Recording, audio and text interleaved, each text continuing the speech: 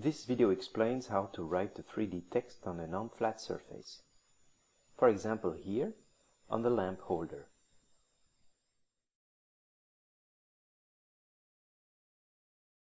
If this is the surface to write the text on, the first operation is to unfold it like this.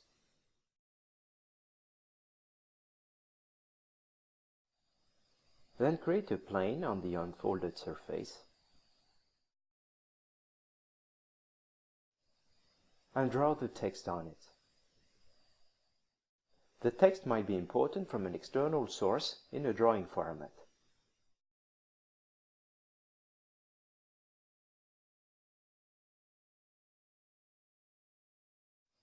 Reposition it.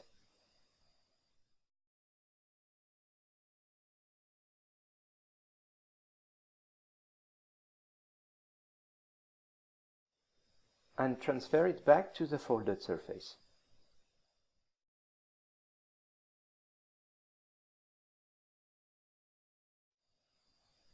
Then it's ready to be used for 3D engraving.